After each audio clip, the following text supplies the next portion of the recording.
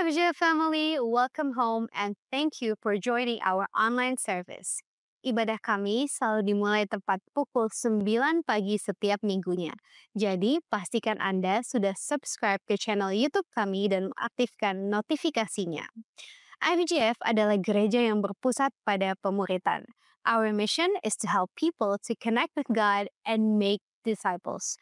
IFGF memiliki beberapa discipleship center yang terletak di sekitar wilayah Jabodetabek. Untuk wilayah Jakarta, kami ada di Balai Sarbini, Lipo Mall, Nusantara. Untuk wilayah Tangerang, di Dome of Harvest, Lipo Karawaci. Dan untuk beberapa lokasi lainnya ada di Bogor dan juga di Bekasi. IFGF memiliki komunitas sel yang berbasis online. Jadi dimanapun Anda bergabung, you too can have a community to do life together. Di IFGF kami menyebutnya I care, dan jika Anda mencari ruang untuk berbagi kehidupan dan bertumbuh bersama-sama, I care bisa jadi jawabannya.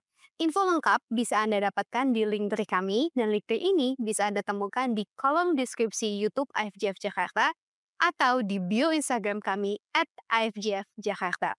Bagi Anda yang mau memberikan persembahan kepada Tuhan melalui IFGF, berikut adalah info tentang cara memberikan beserta dengan QR Code yang langsung terhubung dengan rekening gereja kami. Kami berdoa semoga firman hari ini bisa menjadi sumber kekuatan bagi perjalanan iman Anda. God bless you, church. Hari ini saya diberikan kesempatan untuk melanjutkan sebuah tema yang luar biasa. Something remains. Katakan something remains. Something remains. Sepanjang tahun ini kita melihat dan kita belajar kehidupan orang-orang Israel. Naik dan turunnya perjalanan yang begitu banyak hal yang mereka alami. Dari 1 Samuel 1 sampai 1 Samuel 6 ada kekalahan, ada kegagalan, ada kekecewaan. Tapi juga ada pembaharuan, ada kesempatan, ada kemenangan yang dikerjakan oleh Tuhan. Dan dari semua yang kita bicarakan selama tahun ini, kita percaya selalu bahwa Tuhan tetap Tuhan. Benar apa benar? Tuhan tetap Tuhan. Katakan kanan kiri, Tuhan tetap Tuhan. Di tema Something Remains ini, Pastor Andi menceritakan dan concluded the sermon on the first week dengan sesuatu statement yang memberkati kehidupan saya secara pribadi. He said this, God is God, but then again, God is good. Tuhan tetap Tuhan, tapi kita jangan lupa Tuhan yang kita sembah, Tuhan yang berjalan bersama dengan kita adalah Tuhan yang selalu baik. Katakan selalu baik. Selalu baik dulu, sekarang, dan selama-lamanya. Gak cuma hanya dia Tuhan dulu, sekarang, dan selama-lamanya. Dia pun juga Tuhan yang baik dulu, sekarang, dan selama-lamanya. Angkat tanganmu kalau sepanjang minggu ini kau merasakan kebaikan Tuhan yang begitu besar. Angkat tangan tinggi-tinggi, lihat kanan kiri dan berikan tepuk tangan bagi Tuhan. Katakan terima kasih Tuhan atas kebaikanmu yang begitu nyata dalam kehidupan aku. God is God, but God is always good. God is also good di dalam kehidupan kita. Kasih Tuhan selalu ada bagi kita. There is a song that I love. It says, one thing remains, your love never fails, never gives up, never runs out on me. The one thing that remains, apapun yang terjadi dalam kehidupan kita, God is God. But then again, God is always good. Tuhan selalu baik. Kita perlu ingat bahwa satu hal yang tetap adalah kedaulatan Tuhan dan kasih Tuhan. Kedaulatan Tuhan dan kasih Tuhan. Dan kita belajar dari seorang yang bernama Samuel. And Sam, karena kita udah hopeng ya, udah 6 chapter, so I call him Sam. Sam understands this. Dia mengerti sekali, dan pada saat dia menjadi hakim atas orang Israel, he understands this. Dia membangun mezbah bagi Tuhan di Rama, di kota rumahnya di sana. Tempat di mana mezbah ini berada, tempat di mana doa dipanjatkan, tempat di mana sacrificial worship diberikan kepada Tuhan. Dia mengerti betul siapa dia dan siapa Tuhan. Dia mengerti betul bahwa Tuhan itu baik. Dia mengerti betul bahwa Tuhan itu baik untuk kehidupannya sehingga dia bisa memberikan segalanya bagi nama Tuhan. Dia memiliki perspektif akan Tuhan bahwa gak cuma dia sebagai Tuhan, tapi dia sebagai Raja yang benar.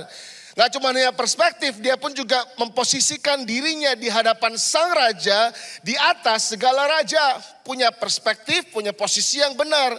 Dengan cuma hanya itu aja, sehingga postur seorang yang bernama Sam tadi di hadapan Tuhan itu baik sebagai hakim orang Israel. Nah, to add this, bahkan anak-anak si Sam ini namanya Joel, artinya Yahweh is God. He recognized that Yahweh is God. Abijah artinya Yahweh is Father. Dua anak ini, tapi sayang sekali anak-anaknya si Sam gak berjalan bersama dengan Tuhan kayak papanya. Mereka memilih untuk mengikuti keinginan mereka sendiri. Mereka memilih untuk mengejar keuntungan sendiri. For their personal gain. Their love for money supersedes their love for God. Sehingga capailah kita di 1 Samuel 8 yang akan kita baca dan akan kita kupas hari ini. 1 Samuel 8 terjadi sebuah goncangan sebenarnya. Padahal di 1 Samuel 7 keadaan Israel itu lagi stabil sekali. Tapi sampailah kita di 1 Samuel 8, Samuel sudah tua, kestabilan mulai menurun.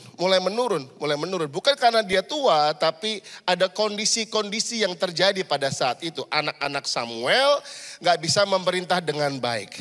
Sehingga para tua-tua Israel di sana mulai panik dan bertanya dan meminta untuk seorang raja memerintah atas mereka. Mari kita buka 1 Samuel 8 ayat 4 sampai 5. 1 Samuel 8 ayat 4 sampai 5. Ayat 4 mengatakan begini, sebab itu berkumpullah semua tua-tua Israel. The seniors of the Israelites kumpul. Dan mereka datang kepada Samuel di kotanya, di Rama. Dan berkata kepadanya, ini yang paling gak enak diomongin kepada orang. Lu udah tua. Gak enak banget. Lu udah tua. Lu udah kepala 4, Jos, lu udah tua.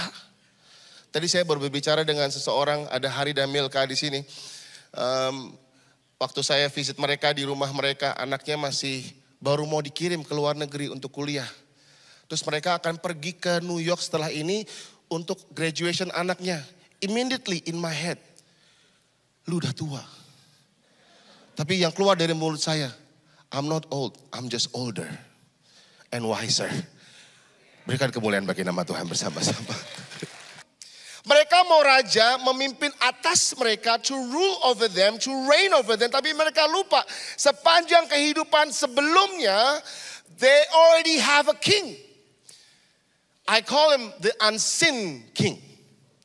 Raja yang tidak terlihat tetapi bisa dirasakan. And this unseen king berotoritas atas mereka, memerintah atas mereka. Dan membawa mereka kepada kemenangan demi kemenangan demi kemenangan. This unseen king, mereka mengatakan, I don't want them anymore, I don't want him anymore. Saya ingin raja yang terlihat seperti bangsa-bangsa yang lain.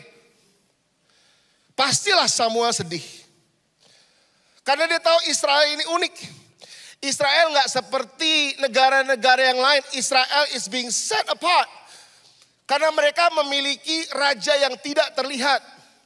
Mereka memiliki seseorang yang ada bagi mereka. Seorang raja yang ada bagi mereka. This unseen king was the king who parted the Red Sea. This unseen king was the king who tore down the walls of Jericho. This unseen king, it was the king who defeated the Philistines. It was the unseen king. And yet. Mereka mengatakan, enggak. Gue mau raja. Kayak bangsa-bangsa yang lain. Mereka tetap pengen raja yang terlihat kayak bangsa-bangsa yang lain. Mereka kehilangan kepercayaan kepada the unseen king. Tapi mereka lebih memilih sosok yang terlihat. Karena pada saat itu keadaannya kurang stabil. Negara-negara lain punya raja. Terus mereka bilang, gue mau dong kayak mereka. Gue mau dong kayak mereka. Can we resonate in this story right here? I'm going to tell you one thing. Listen, teman-teman di sini yang saya kasihi dalam nama Tuhan. Stop comparing your situation with others. Just stop. Just stop. Ada pepatah mengatakan comparison is a thief of joy. Stop applying the answers to people's problem and make it yours.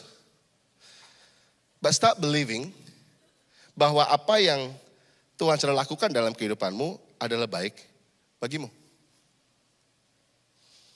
Stop comparing yourself to others. Comparison is a thief of joy. Belajar sabar. Belajar sabar. Belajar nunggu. Belajar percaya. Dan ini yang paling penting. Belajar datang kepada Tuhan untuk berdoa.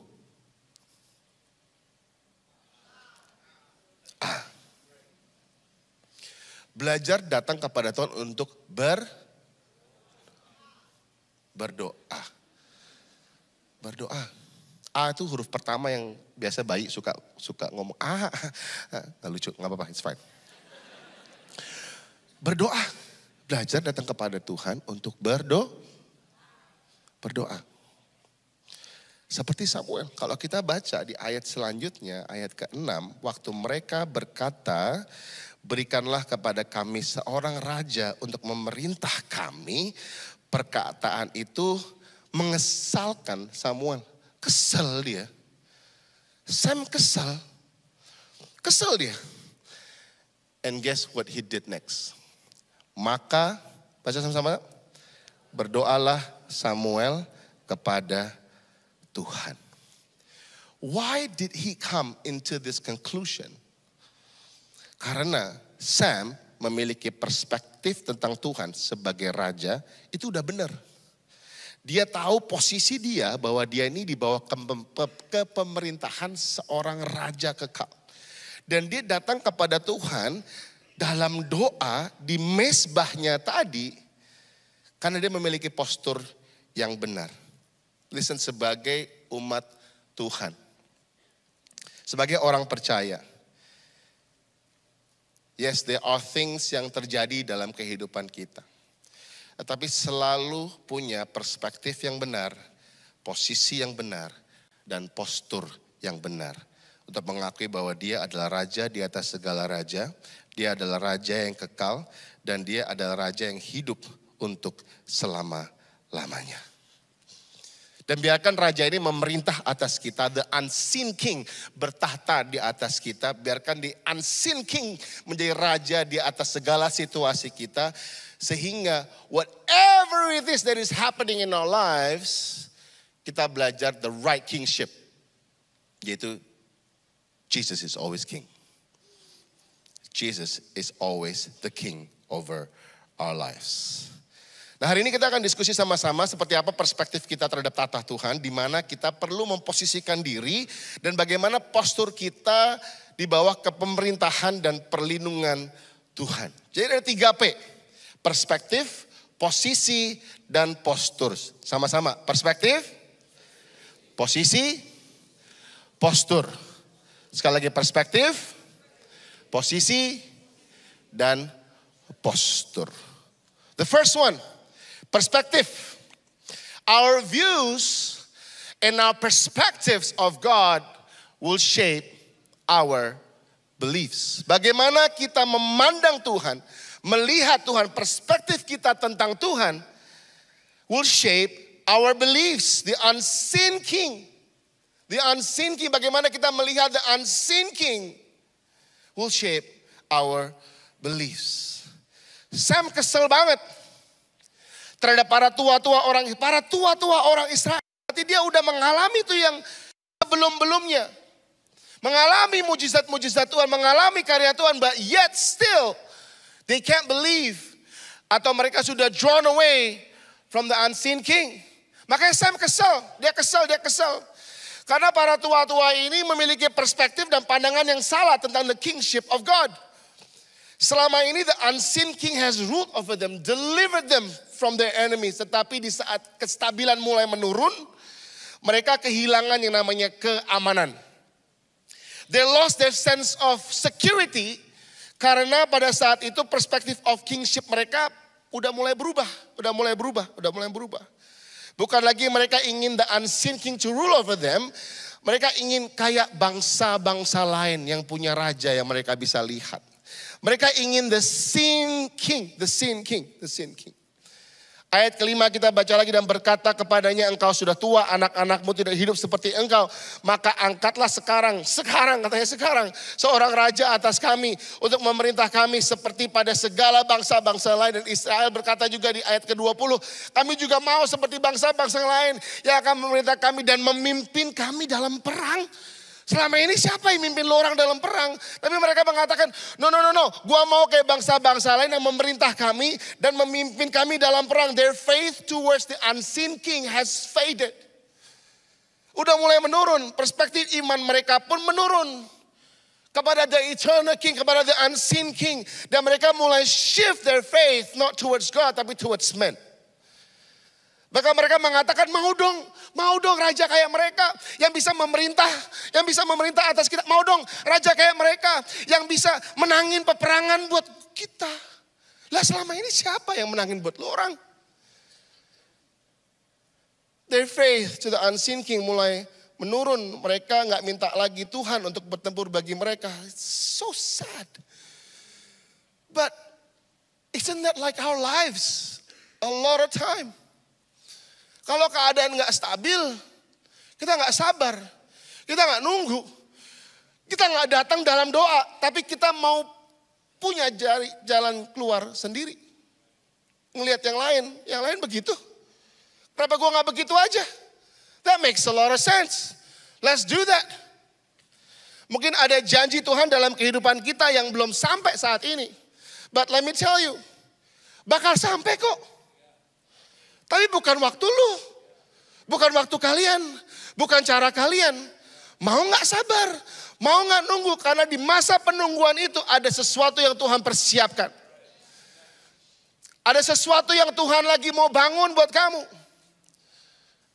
Tapi ketika kita sabar and put faith in God, the unseen king in those kind of situation, saya percaya kita akan melalui proses yang luar biasa. Ada sesuatu yang Tuhan lakukan di dalam kehidupan kita. When we trust Him. Because I know how we view Jesus as King over our lives will determine our ways of lives. Bagaimana kita melihat Yesus sebagai Raja dalam kehidupan kita will determine bagaimana kita berjalan di dalam kehidupan ini. Sering sekali kita melihat jaminan yang terlihat. Tabungan, ya kan? Jabatan, koneksi. Iman kita mungkin tergantung kepada hal-hal seperti itu. Atau mungkin lihat solusi orang lain. Tapi yang Tuhan mau datang kepada dia dalam doa. Dan benar-benar mempunyai perspektif yang benar bahwa dia adalah Tuhan. Dia adalah Raja yang selalu ada bagi kita. Yang percaya katakan amin. And this is how we should view Him. Dan ini bagaimana kita harus melihat dan memandang dia sebagai Raja di atas segala raja. He's not just one of the ways. Let me tell you, He's not just one of the ways. He is the only way. He's the only way. Aduh, gua gak ada jalan nih. Aduh ya, kalau misalnya sampai gak bisa, ya udah gua pakai jalan yang paling cakep deh, jalan Tuhan lah. Tapi gua coba-coba dulu yang lain, kalau gak bisa baru Tuhan yang keluar kayak jagoan terakhir Power Ranger. Ya gak gitu juga dong. God is the only way. He is the only way, not just one of the ways. Dia bukanlah salah satu jalan keselamatan. Tapi dia satu-satunya keselamatan bagi kehidupan kita. Dia bukanlah salah satu dari kebenaran. Tapi dia adalah kebenaran yang hidup. Dia menghidupi kebenaran itu lewat Yesus. Dia bukanlah raja atas beberapa hal aja dalam kehidupan kita. Dan seringkali kita kayak gitu, Tuhan. Yang ini lu boleh lah. Biasanya, enggak lah. Aduh, ngomong kayak gini ntar dimarahin lagi. Tuhan, biar engkau bertata atas istriku. Tapi biar aku mempunyai tata sendiri gitu. Keputusanku. Tapi dia, Tuhan kau berbicara kepada dia Tuhan. Kau bertata atas kehidupannya. Gak bisa dong. Kau bertata Tuhan atas atas keuanganku Tuhan. Tapi jangan bertata atas hobiku. Hah, gimana? Jangan sampai Tuhan bertata hanya just parts of your life, but let Him be enthroned in all of your life. Dalam semua kehidupanmu. Dalam semua kehidupanmu. When our views and our perspective akan Tuhan gak goyah, lewat kebenaran Tuhan, lewat pengenalan akan Tuhan, maka kehidupan kita benar. But when we start to have doubts, kita mulai insecure tuh. Nah ketika kita insecure, kita mulai gak ngerasa aman tuh. Dan ketika kita gak mulai merasa aman, guess what happen next? Kita mulai compare. Kita mulai compare. Lalu gak lama kemudian kalau kita terus makan tuh comparison terus tiap hari, tiap pagi. Lama-lama our ways of lives akan makin jauh dan jauh dari jalan Tuhan yang seharusnya. My friend Dr. Sanderson Oni said, comparison starts with insecurity and amplifies it. It starts with insecurity and amplifies it. Kita perlu memandang Tuhan sebagai Raja kekal untuk selama-lamanya. Katakan selama-lamanya. Ibrani 1 ayat 8 mengatakan begini, tetapi tentang anak ia berkata, tahtamu ya Allah tetap untuk seterusnya dan selamanya. Dan tongkat kerajaanmu adalah tongkat kebenaran.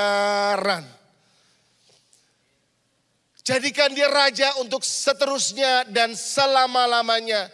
Itu adalah perspektif yang benar. Tetap terus selama-lamanya itu artinya begini, ages stretching to infinity. Beginning without end. Tongkat kerajaan, tongkat kebenaran itu artinya tongkat melambangkan otoritas yang berarti firman sebagai otoritas tertinggi dalam kerajaannya. Dari sini kita bisa belajar bahwa gak cuma hanya Yesus Kristus seorang raja kekal, tapi dia tidak bisa digeserkan oleh perubahan zaman, oleh perubahan kondisi dan situasi. Tahtanya kekal, pemerintahannya ditopang oleh kebenaran yang tidak pernah berubah. Yang percaya katakan amin. Nah pas pelajaran ini semua, perspektif yang benar, kita makin mengerti apa yang dikatakan Yesus di Matius 6. Bagaimana kita gak usah khawatir. Gak usah khawatir karena perspektif kita benar. Pandangan kita terhadap Yesus benar. Gak usah khawatir sama apa yang ada di badan lu, gak usah khawatir. Gak usah khawatir. Tapi dikatakan carilah dulu kerajaan Allah dan kebenarannya. It makes sense now karena kita punya perspektif and views of God benar. Pandangan kita terhadap Tuhan benar. Dan kita tahu bahwa benar sehingga kita bisa memposisikan diri dengan benar. On to the next point. Gak cuma hanya perspektif yang benar, tapi perspektif yang benar membawa kita kepada posisi yang benar. Even though he is the unseen king, do you trust him? Do you trust him? Now when that is secured, perspektifnya secured, now let's position ourselves in the right way. Yang kedua adalah posisi, katakan posisi. Where do we place God? And where do we place ourselves? Posisi itu penting. Posisi itu penting. Kalau dalam pekerjaan, banyak orang bilang, no, you should know your position loh. Stay in your lane, pernah dengar stay in your lane? Stay in your lane. You should know your position. Harus tahu posisi kalian itu di mana. Sebagai karyawan kita harus posisi kita sebagai ya karyawan. Karyawan ini bukan bos. Karyawan gak punya agenda sendiri. Karyawan gak punya KPI sendiri. KPI dari siapa? Dari bos lah. Dari atasan lah. Apa yang kita lakukan, melakukan apa yang atasan mau, benar? Dan melakukan atau mengembangkan visi dari seorang atasan, benar? Kita gak bisa mempunyai keinginan pribadi. Yang kita lakukan adalah keinginan seorang bos. Karena kita adalah karyawan. Posisi kita harus benar. Kalau kita punya keinginan sendiri, punya peraturan sendiri, punya KPI sendiri. Dipecat bos. Yakin? Dipecat. Atau mungkin dipanggil lah. Peringatan SP1, SP2, SP3. Pecat lagi habis itu. Karena gak pernah berubah gitu. Itu posisi kita. Let me tell you. Ada perbedaan antara raja kekal dan raja dunia. Ingat tadi orang Israel mau untuk seperti raja dunia, untuk Adam memerintah mereka. Raja dunia begini, raja dunia itu di 1 Samuel 8 ayat 11-14 adalah raja dunia yang mengambil. Ia mengambil anak-anakmu laki-laki dan anak-anak perempuan, ladangmu dan kebun anggurmu. Tetapi raja yang kekal, Kristus raja sejati, dia melayani dan memberi. There's a difference. Kalau raja dunia mengambil, Kristus raja sejati melayani dan memberi. Anak manusia datang bukan untuk dilayani, melainkan untuk melayani dan memberikan nyawanya. Beda. Raja dunia menuntut. 1 Samuel 8:13, anak-anakmu yang perempuan akan disuruh membuat minyak wangi baginya dan bekerja sebagai tukang masaknya dan tukang rotinya. Menuntut. Harus masak, harus kasih roti. Tapi Kristus raja sejati, enggak, dia menuntun. Beda. Tepat seperti yang dilakukan mereka kepadaku sejak hari aku menuntun mereka keluar dari Mesir sampai hari ini. Raja dunia mengontrol dengan ketakutan. Ia akan mengambil 1/10 dari kambing dombamu dan kamu akan menjadi budaknya. Tetapi Kristus raja sejati beda. Dia memimpin dengan kasih. Matius 11:29-30. Ambillah kuk yang kupasang. Belajarlah kepadaku sebab kuku enak dan bebanku ringan. Perbandingan antara raja dunia dan Kristus sebagai raja sejati harusnya bisa memposisikan diri kita untuk dipimpin oleh Tuhan. Izinkan dia untuk memimpin kehidupan kita setiap hari. If he is king, let him rule and reign over your lives. Biarkan firman-Nya, perkataannya yang selalu di-amplified setiap hari. Dan cara dia mimpin itu enggak dengan paksaan, tapi dengan pengenalan. Dengan pengenalan. Cara dia menuntun itu dengan pengenalan. Ketika kita mau mengenal dia, setiap hari dalam doa, dalam firman, hidup as a living sacrifice sebagai persembahan yang hidup, kita semakin bisa memposisikan kehidupan kita dengan benar. Saya melihat ke kanan dan ke kiri, saya jelas jalan saya beda. Saya ngeliat adik saya tiba-tiba pindah ke Melbourne, and dia jadi aerospace engineer. Dia udah berkali-kali ngomong sama saya apa yang dia lakukan di aerospace itu. Sampai sekarang saya gak ngerti. Gak ngerti apa hubungan dengan pesawat, mesin, apa teknologi. Saya gak ngerti. Saya cuma bilang dia aerospace engineer yang dulu pernah kerja buat NASA. Atau berhubung, terus dia bilang, aku gak pernah kerja buat NASA. Yeah, that's what I tell people that you used to work for NASA.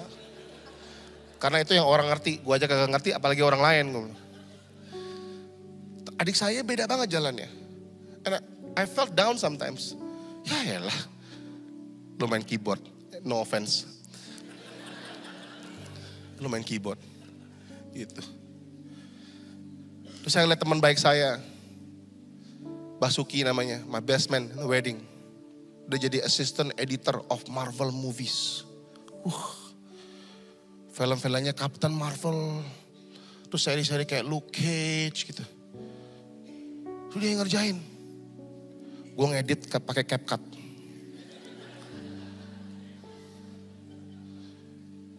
Saya ngelihat lagi teman saya dulu frontman of my band, dia juga groomsman saya. Tanta namanya. Jadi aktor. Award winning aktor lagi. 2 kali lagi dapat award. Saya gak perlu award sih. Cuman ya beda aja gitu jalannya.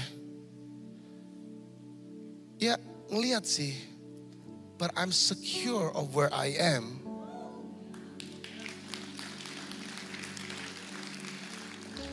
Because I have a God that is leading my life. I'm secure of where I am. Because I'm a servant to the eternal King. Apapun yang dia mau, I will do it. I will do it. Through pain.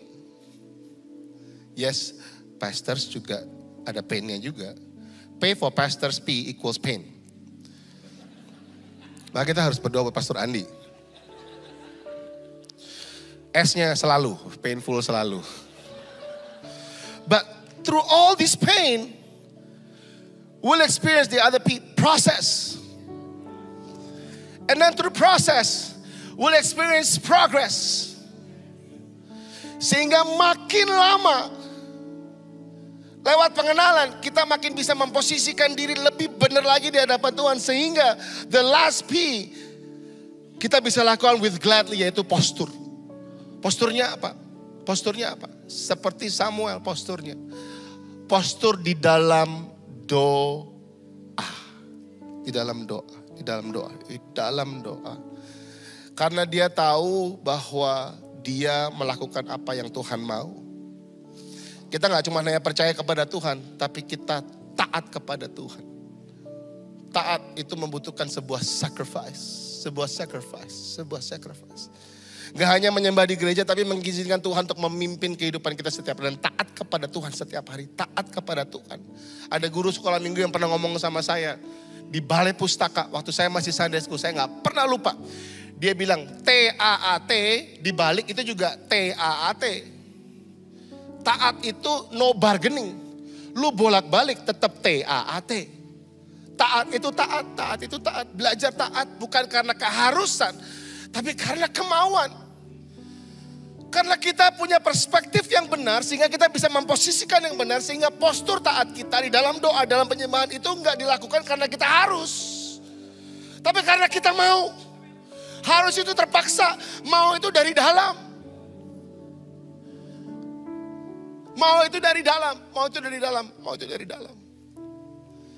Maukah kita taat kepada Tuhan karena kemauan? Again, taat bukan karena harus, tapi taat karena bukan mampus, mau. Taat karena mau. Taat karena mau. Though we may not like it, tapi ya 1, 2, 3, taat aja. Though we can see it, tapi apa? Taat aja. 1, 2, 3.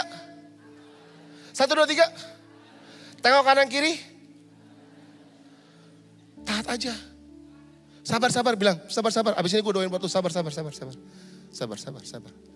Though we may not understand it, taat aja. Though we may not like it, taat aja. Though we can see it, taat aja. Again, bukan karena harus, tapi karena mau. Postur yang benar. Datang kepada Tuhan karena mau, taat aja. Kalau Tuhan udah suruh, Tuhan pimpinnya, taat aja, jalanin aja. Though you may not see it, though you may not understand it, taat aja, jalan aja. Lama kelamaan, you can see it kok. Dan you will come to in a position, dalam posisi di mana kau akan bilang pada diri Anda sendiri dan kepada Tuhan, gua bisa sampai ke tempat ini bukan karena kuat dan gagah gua. Gua bisa sampai ke tempat ini bukan karena talenta gua. Bukan sampai ke tempat ini bukan karena gift gua. Gua sampai ke tempat ini karena hati sebagai seorang servant yang bergantung kepada Raja kekal, yaitu Yesus Kristus setiap hari. And that's the posture that you should have every single day. That's why I love when Mike G was on his knees this morning. That's the posture. As a person who walked in a marketplace, that's his posture. Berserah kepada Tuhan, taat kepada Tuhan, taat kepada Dia. Maukah kita taat kepada Tuhan pagi hari ini? Taat aja. Datang kepada dalam doa. Percaya kepada Dia, kepada firman-Nya. Dan taat aja, katakan taat aja. Taat aja, taat aja, taat aja, taat aja. I was gonna sing berserah tadi setelah sermon, but when Sophie sang, Kau Tuhan, Kau besar, there's a line there that says this. Dengan segenap jiwa, ku mengangkat pujian, dan dengan segenap hati, ku tetap, ada kata-kata tetap, ku tetap menyembah, tetap menyembah. When I heard that this morning, I was standing right there. Lord, apapun yang terjadi, that is the posture that I want to live by. Aku mau tetap menyembah. Aku mau tetap datang kepada Engkau. Aku mau tetap, katakan tetap. Aku mau tetap. Mari kita bangkit berdiri bersama-sama. Katakan tetap. Apapun yang terjadi, tetap menyembah. That is my prayer. That is our prayer this morning, Lord Jesus. Gak cuma hanya taat aja, tapi aku mau tetap menyembah. Let's sing that. Dengan segenap jiwa ku mengangkat pujian pujian dengan segenap hati. Katakan dengan sepenuh hati. Ku tetap menyembah nama-Mu yang berkuasa. I love this. Bertata selamanya. Biarlah semua sujud menyembah. Katakan siapa? Tuhan yang besar. Dengan semua tangan terangkat, sama-sama kita nyanyi. Kebesaran-Mu, ku memuji nama yang hidup. Sebut namanya Yesus. sekali lagi. Yesus, Kau hebat, Kau besar. Mari kita nyanyikan sekali lagi. Dengan segenap jiwa ku menangkat pujian. Dengan segenap hati ku tetap menyembah nama-Mu yang Berkuasa, bertata selamanya. biarlah semua Sujud menyembah Tuhan yang besar. dengan satu suara kita serukan. Ku tinggikan kebesaran-Mu, ku memuji nama yang hidup. Sebut namanya Yesus, Yesus. Yesus, Kau hebat, Kau besar. Kau besar. Ku agunkan kuat kuasa-Mu, ku muliakan nama yang hidup. Yesus,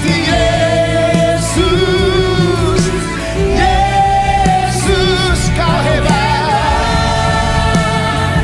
Kau besar. Ayo Cil, mari kita sembah Dia sebagai postur kita yang benar. Mari kita sorakan namanya, datang kepada Dia pagi hari ini dan mengakui bahwa Dia adalah Raja di atas segala raja, Raja yang kekal, Raja yang hidup, Raja seterusnya dan selama-lamanya. Mari angkat suaramu, sembah Dia, datang kepadanya. Haleluya, haleluya, haleluya, haleluya, haleluya, haleluya. Sama-sama kita katakan bersama satu suara. Ku tinggikan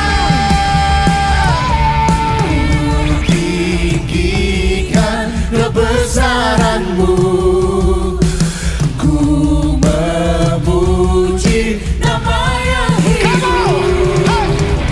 Yesus, Yesus, Kau hebat, Kau besar. Ku agunkan kuat kuasa-Mu, ku muliakan nama yang hidup. Yesus, Yesus, Yesus, Kau hebat, Kau besar. Kau dahsyat, Kau dahsyat, berkuasa selamanya.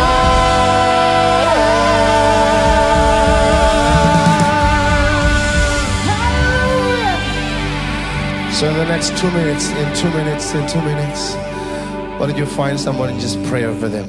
Pray over them. Doa bagi mereka. Doa mereka. Come on, come on, come on. Pray for them, pray for them. Yeah. Speak life, speak life, speak life, speak life. Yeah, yeah, yeah.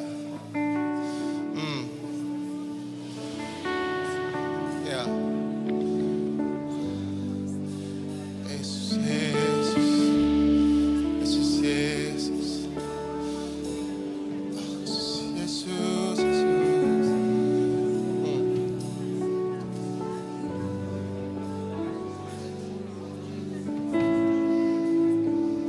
Iramata Shiranama.